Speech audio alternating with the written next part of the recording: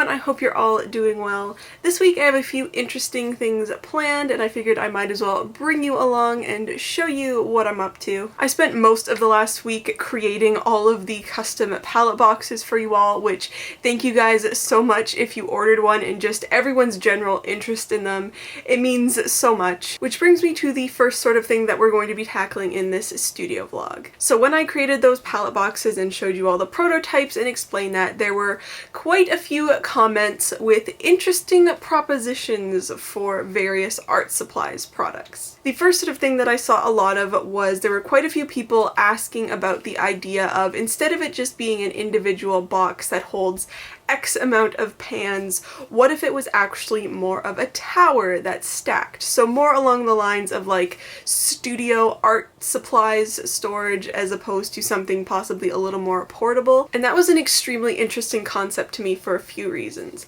The first one being that if it was a more customizable option in the layers of the possible stacks of pan storage, it means that it can be unified to one size, because part of the custom palette box run that I did and still technically am doing, I haven't completely figured out what I'm doing with the palette boxes as of filming this part of the video, so they are still in theory up for custom order if you are interested in one, either painted or unpainted.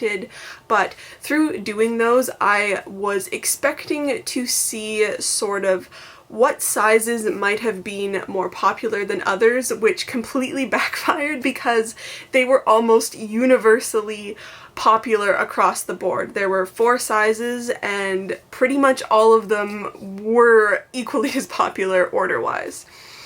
So that didn't exactly help me, but one of the things that I was going to look at doing once I had that general statistic, if either one was really popular, more popular than any of the others, or a couple were, I was going to look at pre-painting some lids and having those available in my store, because I know a lot of people aren't into the custom order idea, or they just really want to see what options are available immediately, or they just don't necessarily have a color concept that they are thinking of in their mind, but if they see it they would really like it. So I completely understand the concept of having pre-painted products that you can choose from, and so I was hoping to figure out that possibility going through that thing, but like I said, they were all pretty much equally as popular, and my fear for pour painting a whole lot of lids in the different sizes, because I could definitely do that, but I just have this fear that someone is going to fall in love with a color of one but really wish that that color scheme is on a different size palette, and it just becomes this whole thing. So the idea of this possible palette box tower means it is a singular size that I would still probably be putting a lid on it, and that lid is one size. That tower you could customize for however many layers you wanted, for however much paint you want to store. So that is the first thing that we're going to be figuring out in this video, is I'm going to design something, prototype it, see how it turns out, figure out all of the logistics for that. Yeah, I'm really excited about this accidental venture into art supplies storage. I mean, it's combining two of my absolute favorite things, you know, art supplies and 3D printing, and it's just this really cool fit. And so thank you all so much for being really into this concept. Another thing that was brought up quite a few times in that palette box prototype video were Kuretake pans. I know a lot of us have those watercolor paints, and if you don't, you probably have heard of them and or recognize them from what they look like, because one of their defining features is their very strangely large shaped pans, which the good thing about them is that they are actually the same height, so you could already put those in a palette box, but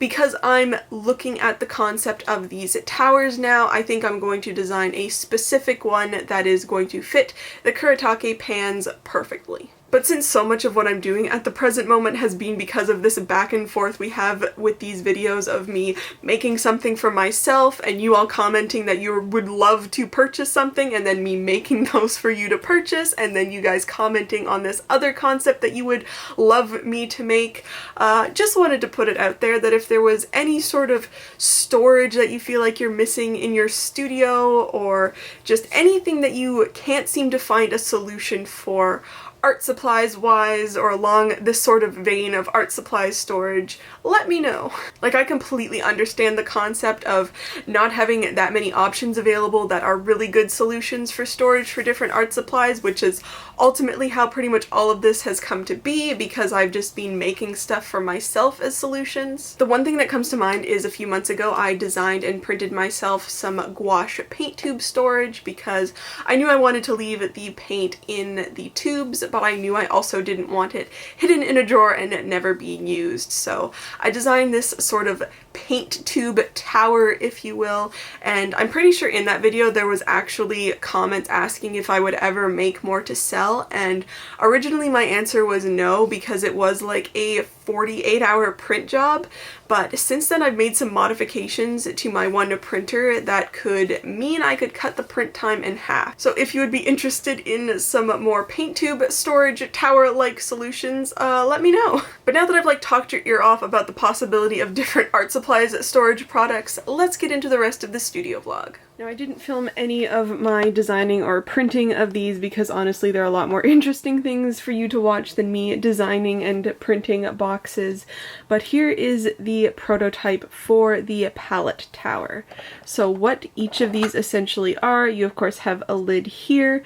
I have just my pan test in the top here just to make sure everything fit well. So what each of these boxes almost is like a palette box, but it has this added bottom piece that is inset from the edges, but it sticks out a bit at the bottom so that it can stack and then it does not move when you stack it from layer to layer. So they're also a little taller just to make up for that piece that is laying inside of the box essentially, so that your pans, your possibly wet pans and just general paint doesn't stick to the bottom of this, and you know, just all of that kind of stuff. But originally I had looked at possibly using one of the current palette box sizes to kind of do this additional bottom piece to be able to stack, but I was playing around with pans and I realized that, you can see in this one, whoops, we're gonna put this on the ground because it's gonna be easier. You see in this one, 5 full pans by 4 full pans and 4 half pans by 9 half pans actually works extremely well dimension wise. I do not have 9 of these here, but dimensions for those 2 pans work perfectly, and you will know probably if you watch the last video, I never actually made a medium size palette box, and that's because I thought the ratio between the full pans and half pans just did not work, and it didn't because I should have added an extra half pan to the end in the half pan category.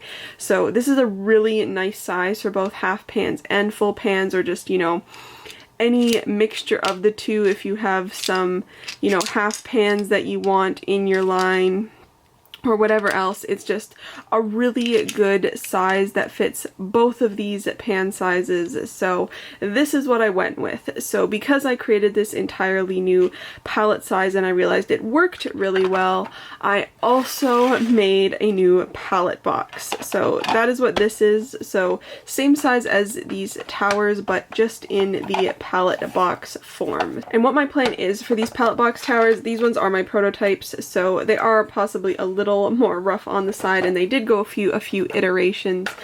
These ones are significantly more messed up, but essentially I'm thinking that every palette box tower beginning set or whatever would come with 2 layers and a lid, but then I will offer any amount of additional layers that you want to add. So that is 5 layers there with the lid, but yes, that is my plan, is to have any amount of additional layers available so you can really customize this for whatever size you want.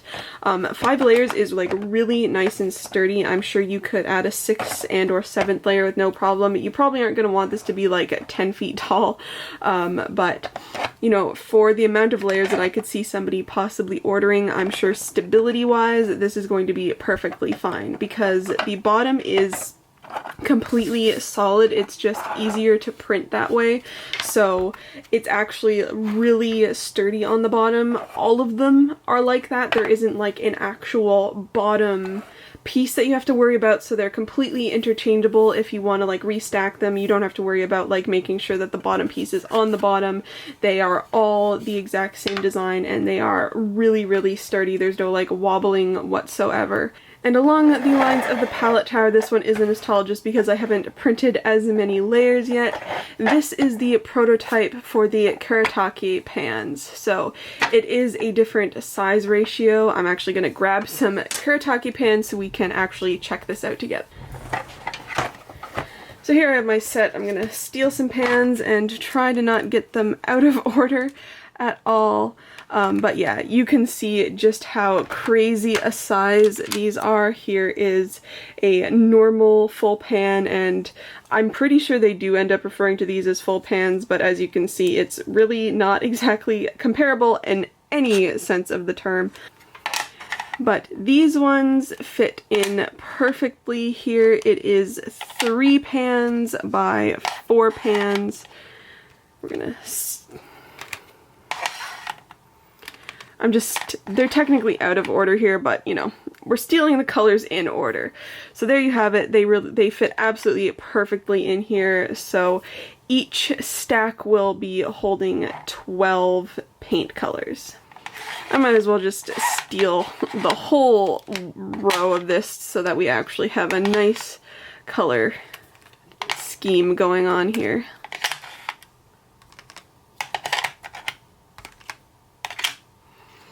So there you have it, 12 colors per layer. Right now I've only designed this size and, you know, just general configuration and also in palette tower form for the Kuretake pans, but if anyone wanted to like custom order a particular palette box size, I would definitely be up to that, but I think these palette towers might be far more popular for the Kuretake pans. I looked up to see because originally I thought that this 36 set was the only size these paints came in, but you can actually buy them individual, I'm pretty sure, and they do come in like the general 12-24 set, because I was originally thinking like, oh, if this was like the only size these paints came in, I would just automatically create this palette tower to be a 3-stack base, which I still might do, but I don't want somebody that only wants like 2 layers to be paying more. So I think I'm still, just for like logistics purposes, going to also offer this as a base 2-stack, and then if you want to add that 3rd layer to hold the 36 set, you can. So yeah, that is the Kuretake specific palette box tower. And now I think, because I do really like this concept of these palette towers and I have a feeling that they're going to be a really popular idea with you all, I think I'm going to go ahead and print some extra lids and actually get to painting those so I can have some pre-painted and unique customized palette towers available. Because even with the unique lids, I would still have it available that you could customize it to however many layers that you want. So I really like the idea and I'm going to try it out, so I'm going to go ahead and print some more of these lids to get painting.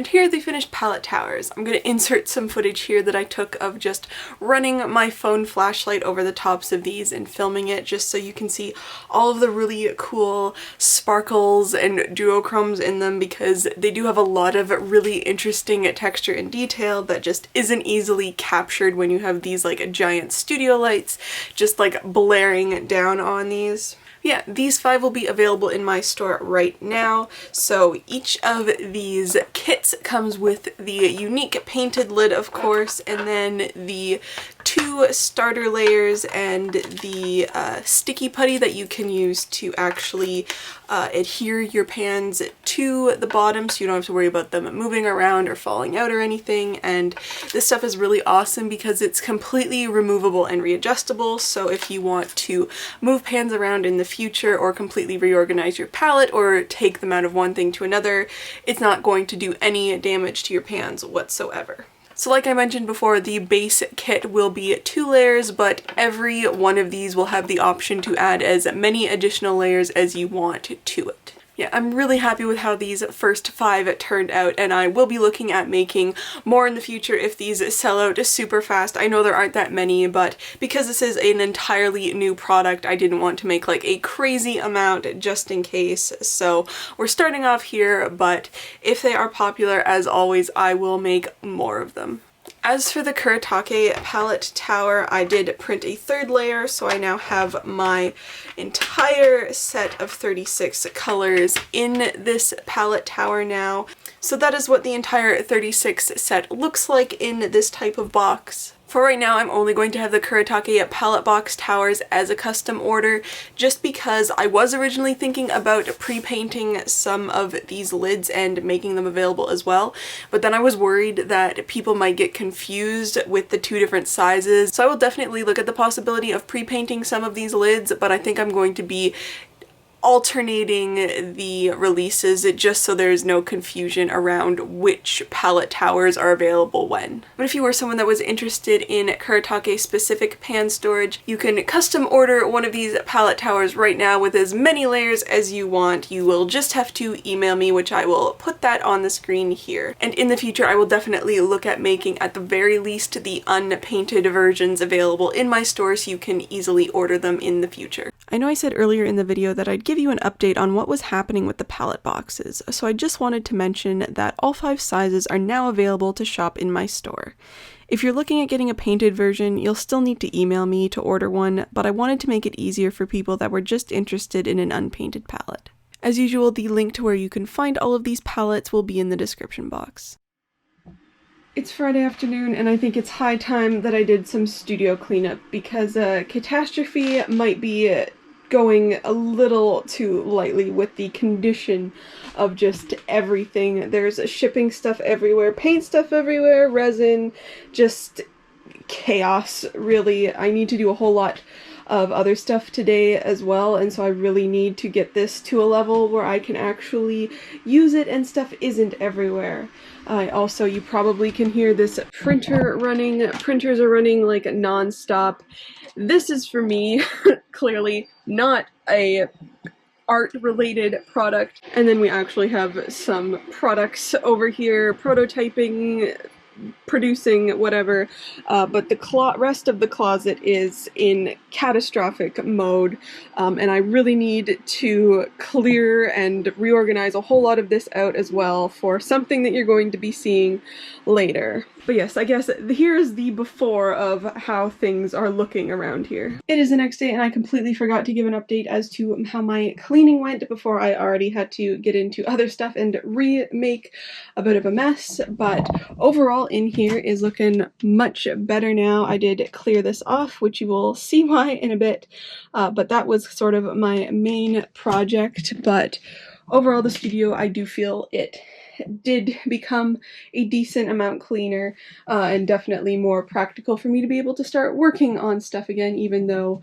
I now have sort of another whole mess on my hands that I will be moving and cleaning up so that I can use that desk for something. Also, my helmet finished printing. It looks really nice. This is of course the Armorer's helmet, which it should have been in one piece. Here's like the bottom section, but there was a slight issue. My printer like layer shifted really bad for an unknown reason, so I resplit it.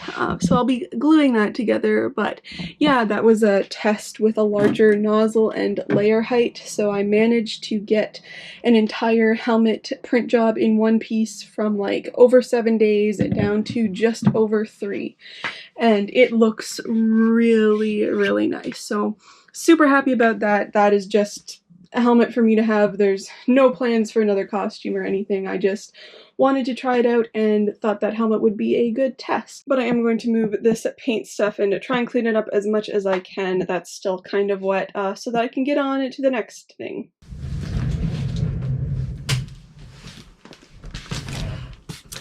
Yeah. Now clearly this is a fairly large and fairly heavy box, and I'm sure you're wondering, you know, what is in this mysterious box we have before us? And the answer to that is another 3D printer.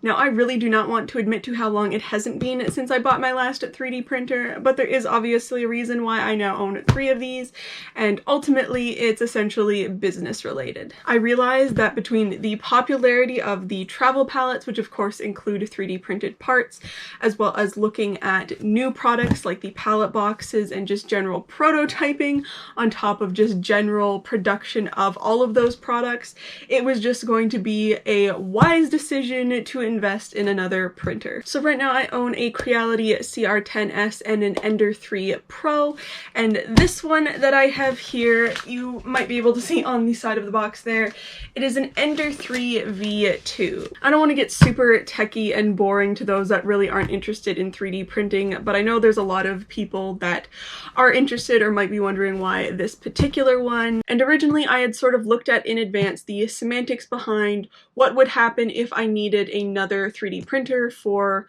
store related stuff, business, production, any of that, and the like logistics behind how that was going to happen. Now, originally I was quite happy and planning on getting another Ender 3 Pro and making the same modifications that I have done to the current one that I have, but I realized pretty fast that I was not going to be able to get a silent main board easily, which in my opinion is the greatest upgrade one can make to an Ender 3 ever. That thing runs dead silent. The only noise it makes if you put a silent mainboard on it is the fans, which I've upgraded all of my fans all of the time to make those as quiet as possible as well. So it is a super silent printer, which is really important for me because I do have my printers in the generalized area of my studio, so anytime that I want to film or voice over, edit, or anything that involves minimal background noise, I need them, if they are having to run, be as silent as possible.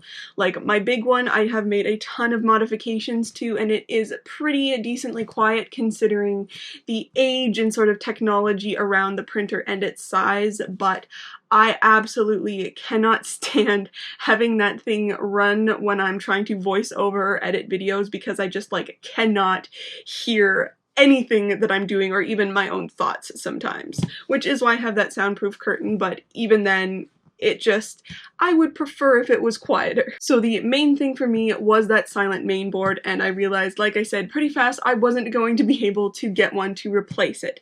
So then I was kind of freaking out because at this point I'm like, I probably need another printer considering how much stuff I'm having to produce now.